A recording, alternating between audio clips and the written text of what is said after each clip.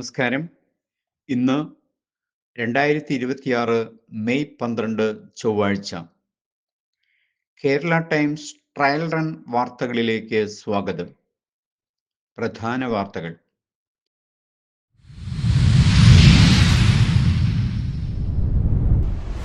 കേരളം വഴിത്തിരിവിൽ. തെരഞ്ഞെടുപ്പ് ഫലം വന്ന് ഒരാഴ്ച പിന്നിട്ടിട്ടും ഭരണ പ്രതിപക്ഷ നേതൃത്വങ്ങളിൽ അനിശ്ചിതത്വം. സംസ്ഥാനത്ത് രാഷ്ട്രീയ ശൂന്യതയെന്ന് വോട്ട് ചെയ്തവരുടെ ആക്ഷേപം. ബദൽ രാഷ്ട്രീയത്തിന് പ്രസക്തിയേറുന്നു.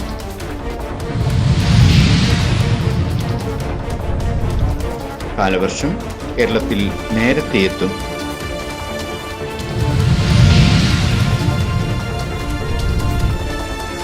അധ്യയന വർഷാരംഭത്തിന് ഒരുങ്ങി വിദ്യാലയങ്ങൾ.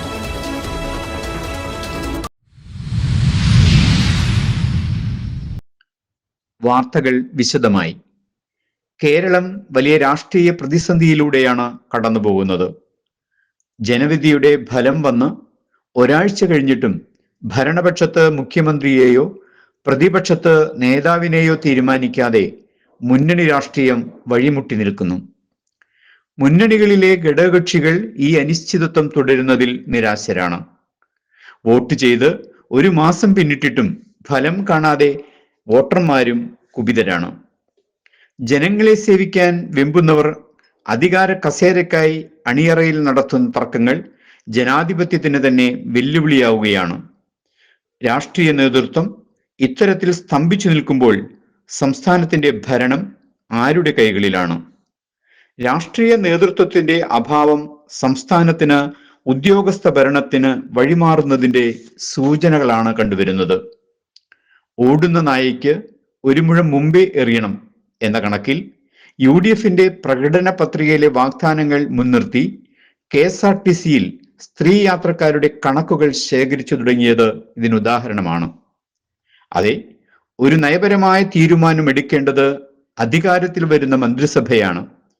എന്നാൽ പുതിയ സർക്കാർ സത്യപ്രതിജ്ഞ ചെയ്യുന്നതിന് മുൻപേ ഉദ്യോഗസ്ഥർ ഇത്തരം നീക്കങ്ങൾ നടത്തുന്നത് ഭരണസിരാകേന്ദ്രമായ സെക്രട്ടേറിയറ്റിൽ ഉദ്യോഗസ്ഥരുടെ അപ്രമാദിത്വം വർദ്ധിക്കുന്നതിന് തെളിവാണ് എന്ന് പറയുന്നവരും, അതല്ല ഭരണസ്തംഭനം വരാതെ നോക്കാൻ ഉദ്യോഗസ്ഥർ ശ്രമിക്കുന്നതാണ് എന്ന് പറയുന്നവരും ഉണ്ട്. ജനാധിപത്യ ഭരണരീതിയിൽ ജനങ്ങളാൽ തെരഞ്ഞെടുക്കപ്പെട്ടവർ തീരുമാനമെടുക്കാൻ വൈകുമ്പോൾ സിവിൽ സർവീസ് ഉദ്യോഗസ്ഥർ ഭരണം കൈയാളുന്ന സാഹചര്യമാണ് നിലവിലുള്ളത്.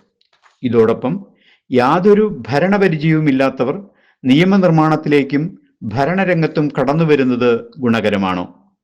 ഭരണ സംവിധാനത്തിലെ ഏറ്റവും താഴെത്തട്ടിലുള്ള ഒരു LD ക്ലർക്കാകാൻ പോലും PSC പരീക്ഷയും കഠിനമായ തയ്യാറെടുപ്പുകളും വേണ്ടിവരുമ്പോൾ കോടിക്കണക്കിന് രൂപയുടെ ബജറ്റും വികസന പദ്ധതികളും നിയന്ത്രിക്കേണ്ട ജനപ്രതിനിധികൾക്ക് യാതൊരുവിധ മുന്നറിവുകളോ യോഗ്യതയോ വേണ്ട എന്നത് എത്രത്തോളം നീതീകരിക്കാനാകും?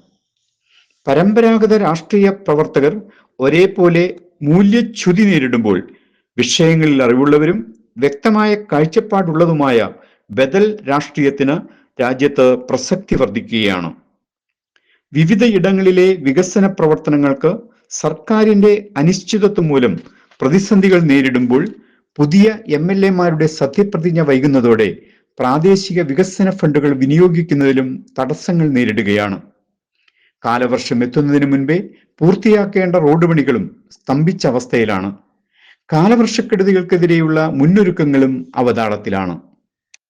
ചാലക്കുടിയുടെ MLA നൽകിയ വാഗ്ദാനങ്ങൾക്കായി കാത്തിരിക്കുകയാണ് ചാലക്കുടിക്കാർ.